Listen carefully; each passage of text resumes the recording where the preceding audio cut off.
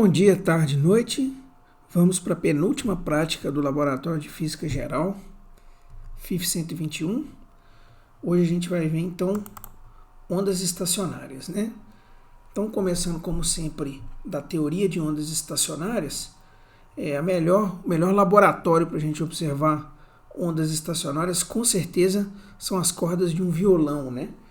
E elas vão vibrar em frequências específicas que vão corresponder às notas musicais e elas vão compreender um certo número de harmônicos, né? Para a gente entender melhor o que é um harmônico de uma onda estacionária, nós vamos usar, como sempre, a nossa simulação no FET.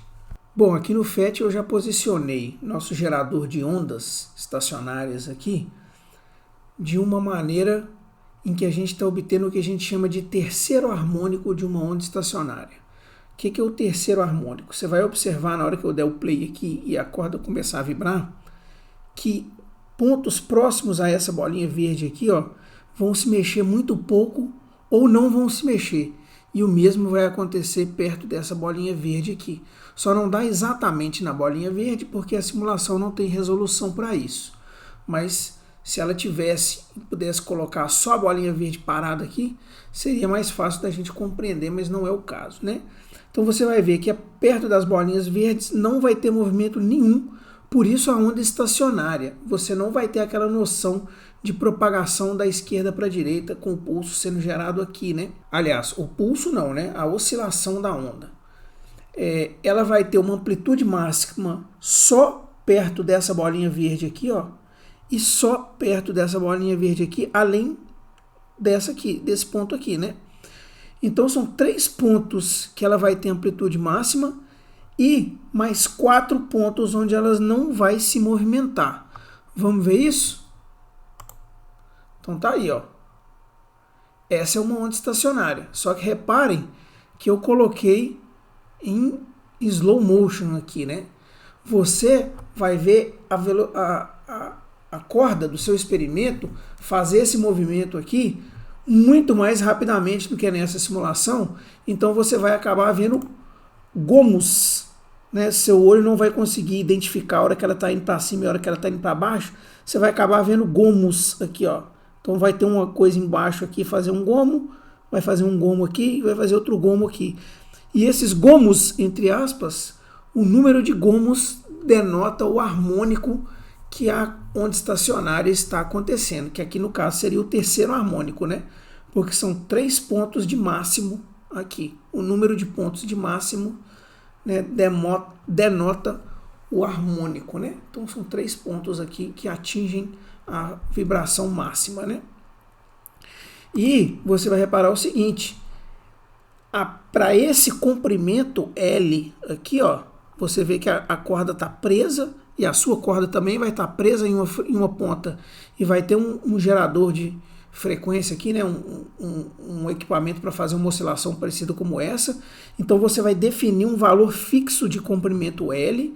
Então para esse comprimento L e para essa frequência que eu coloquei aqui, está definido o terceiro harmônico baseado naquela equação que estava lá. Vamos voltar para a nossa equação do início da apresentação.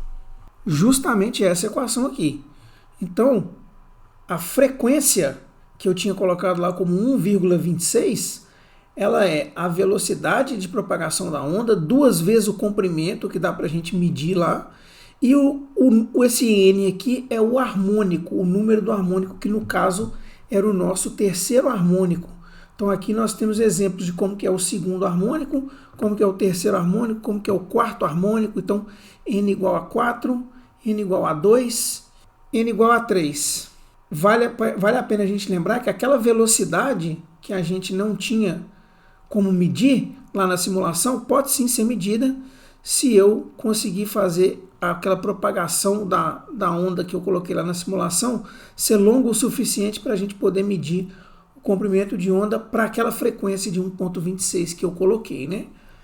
Então, você repara aqui que o comprimento, ele é o comprimento da corda, o comprimento total da corda, que vai daqui até aqui, e é o mesmo comprimento em todas as fotos, ele é um número semi-inteiro de comprimentos de onda. Então, cada gominho desse aqui corresponde a meio comprimento de onda. Então, aqui a gente tem 2 meios comprimento de onda, ou seja, o comprimento total da corda é um comprimento de onda, ó, uma subida e uma descida, beleza? Aqui você tem 3 vezes meio comprimento de onda e aqui você tem 4 vezes meio comprimento de onda, que seria 2 lambda, né? Um lambda aqui, outro lambda aqui. Ok? Na sequência, vamos à prática, né? Tá dita a teoria, tá explicado o que são os harmônicos e vamos então à prática, ó. Você vai dividir a sua prática em 2 e você vai ter 2 objetivos. O primeiro é determinar a velocidade de propagação da onda num primeiro momento e num segundo momento determinar a densidade linear da corda.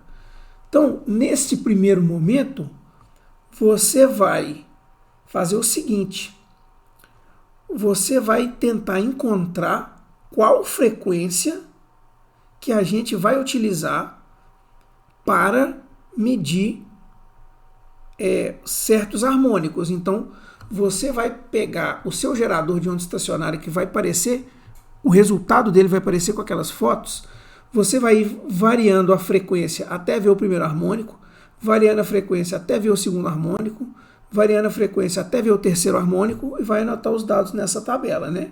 O valor da frequência vai ter um erro relacionado ao aparelho, mas o valor do harmônico ele vai ser um número inteiro sem erro experimental, né? Porque você vai só simplesmente entender se você conseguiu ou não ver aquele harmônico aparecer. Então, de novo, faz o primeiro harmônico, vai variando, né, os parâmetros lá do seu experimento.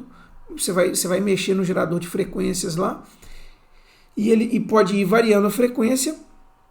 Você vai variar essa frequência até ver o primeiro harmônico, aí você vai anotar o quanto foi essa frequência. Depois você vai variar, continuar aumentando a frequência até ver o segundo harmônico, anotar o par, continuar variando a frequência até observar o terceiro harmônico e anotar o par, assim por diante, até os limites ali do aparelho, né? Porque pode ser que você consiga ver só até um determinado harmônico, ok? A velocidade, que é o nosso objetivo nessa primeira parte, ela vai ser calculada fazendo aqui um gráfico F por N, a inclinação de graça aqui.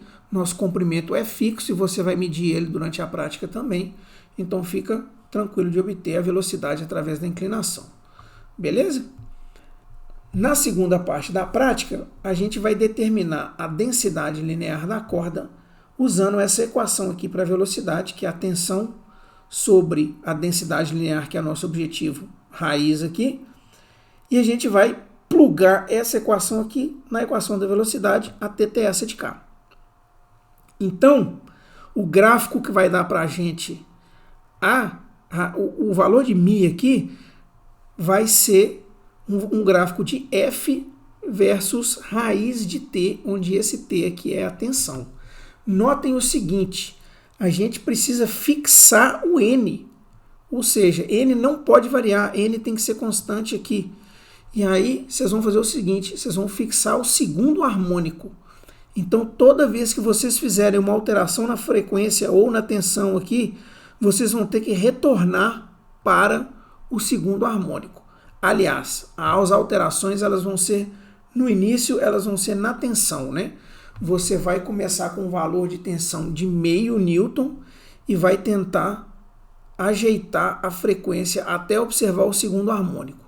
Depois, você vai aumentar progressivamente. Durante a prática, nós vamos falar de quanto em quanto que a gente vai trabalhar, mas você vai aumentar progressivamente o valor da tensão para ir sempre ajustando a frequência de modo a sempre obter o segundo harmônico. E aí, você faz o seguinte, começa com o valor de tensão, tá aqui a raiz dessa tensão, ajusta a frequência para obter o segundo harmônico, anota o valor da frequência. Aí depois, você aumenta a tensão. Se você aumentar a tensão, ele vai sair do segundo harmônico. Aí você mexe na frequência para voltar com o segundo harmônico e anota o par, frequência e raiz de tensão.